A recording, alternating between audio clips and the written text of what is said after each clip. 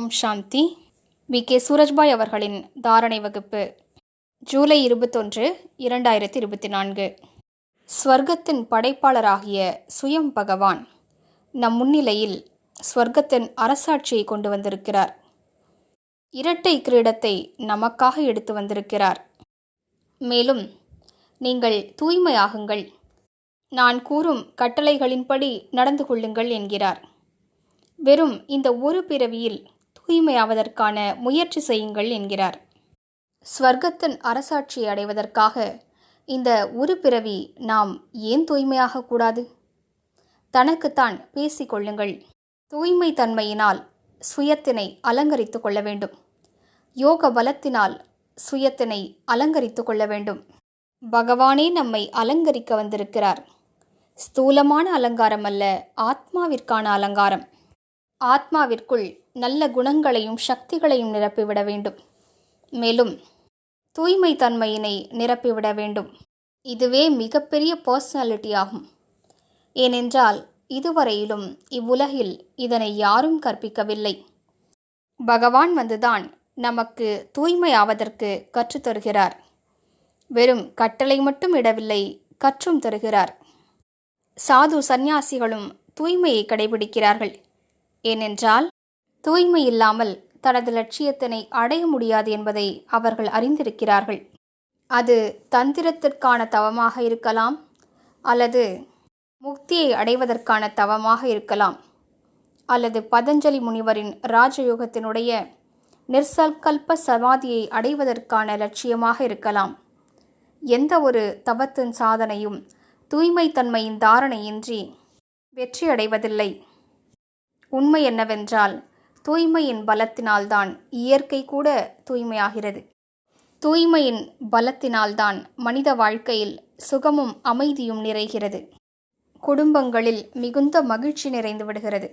பாபா தனது முரளியில் நேரடியாக கூறியிருந்தார், ராவணன் உங்களிடமிருந்து அனைத்தையும் பறித்து விட்டான்.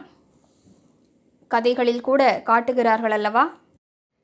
ராவணன் தேவதைகளை அடிமையாக்கி விட்டான், அனைவரிடமிருந்தும் அனைத்தையும் பறித்து கொண்டு விட்டான் என்று காட்டுகிறார்கள். ராவணன் என்றாலே 5 விகாரங்கள். அந்த விகாரங்கள் தான் மனிதரை கீழான நிலைக்கு ஆளாக்கின. பாருங்கள், பகவான் நேரடியாக வந்து அமர்ந்து குழந்தைகளிடம் கேட்கிறார், நான் உங்களுக்கு இந்த உலக அரசாட்சியே கொடுத்து சென்றேன். அளவற்ற செல்வத்தையும் சொத்துக்களையும் கொடுத்து சென்றேன். அவற்றையெல்லாம் எங்கே இழந்தீர்கள்? பின்னர் அவரே பதிலும் அளிக்கிறார், ராவணன் தான் உங்களது அனைத்து செல்வத்தையும் பறித்தது. அதாவது இந்த விஷவிகாரங்கள் தான் நமது அனைத்தையும் அழித்து விட்டன. யார் வரலாற்றை படித்திருக்கிறார்களோ அவர்கள் நன்றாக அறிவார்கள். அந்த காலத்தில் பாரதத்தில் இருந்த ராஜாக்களுக்குள் ஒற்றுமை இல்லாமல் இருந்தது. பொறாமை, பகைமை ஆகியவை இருந்தன. மேலும் அவர்கள் விஷ விகாரத்தில் மூழ்கி கிடந்தார்கள். கோபம், அகங்காரம் ஆகியவையும் இருந்தன. எனவே அவர்கள் தங்களுக்குள் சந்தித்து பேசவில்லை. அதனால்தான் வெளிநாட்டினர் வந்து இங்கே ஆக்கிரமிப்பு செய்தார்கள். இப்படிப்பட்ட அரசர்களுக்குள் இருந்த வேற்றுமையினாலும் அவர்களது விகாரங்களாலுமே பாரதத்தின் சுதந்திரம் பறிபோனது. ஆங்கிலேயர்கள் அதனை முழுவதுமாக பயன்படுத்தி கொண்டார்கள். எனவே நாம் அனைவரும் தூய்மை தன்மையின் சக்தியினை அதிகரிப்போம். பகவான் இப்போது பூமிக்கு வந்து இந்த உலகை புனரமைப்பதற்கான, இந்த பாரதத்தினை சொர்க்கமாக ஆக்குவதற்கான புனிதமான காரியத்தை செய்து கொண்டிருக்கிறார். நாம் அவருக்கு அவரது காரியத்தில் துணைவர்களாக ஆவோம். தற்கால உலகில் கல்கி அவதாரத்தை பற்றி அதிகமாக பேசுகிறார்கள்.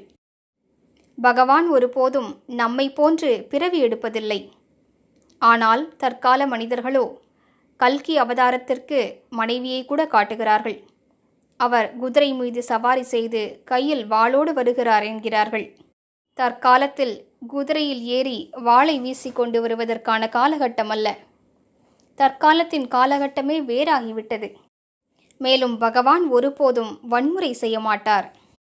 அவரோ நம் அனைவரையும் அஹிம்சாவாதியாக ஆக்குவதற்காக வருகிறார். மனிதர்கள்தான் ஏற்கனவே வன்முறையாளர்களாக இருக்கிறார்களே. ஞானத்தின் பிரகாசத்தை கொடுத்து நமது சித்தத்தின் இருளை அவர் போக்குகிறார். அவர் மனிதர்களை தேவதைகளாக ஆக்குகிறார். அப்படிப்பட்ட உயர்ந்த காரியத்தையே அவர் இப்போது செய்து கொண்டிருக்கிறார். எனவே கல்கி அவதாரம் அல்ல, சிவ தந்தையின் அவதாரம். அவர் எப்போதோ இந்த படைப்பில் அவதரித்து விட்டார். அவர் தனது ஞானத்தை வழங்கி சிவசக்தி சேனையினை உருவாக்கிவிட்டார். சிவசக்தி சேனை என்றாலே சிவனிடமிருந்து சக்தி பெற்று தூய்மையானவர்கள். அப்படிப்பட்ட லட்சக்கணக்கான ஆத்மாக்களை அவர் உருவாக்கியிருக்கிறார். அவர்கள் மூலமாக இவ்வுலகில் மீண்டும் ஸ்வர்க்கம் படைக்கப்படும். எனவே ஏதோ கல்கி அவதாரம் குதிரையில் அமர்ந்து கையில் வாளை எடுத்து கொண்டு வந்து அசுரர்களை வதம் செய்வார் என்று எதிர்பார்க்க வேண்டாம். பகவான் வந்து மனிதர்களின் மனோவிகாரங்களை வதம் செய்வதற்கு ஏற்கனவே தொடங்கிவிட்டார். மேலும் நாம் அனைவரும் காண்போம், விரைவாகவே இவ்வுலகில் தெய்வீகமான படைப்பு தொடங்கிவிடும். நாம் தூய்மையாகி அந்த தெய்வீக உலகின் படைப்பில் ஒத்துழைக்க வேண்டும். ஓம் சாந்தி.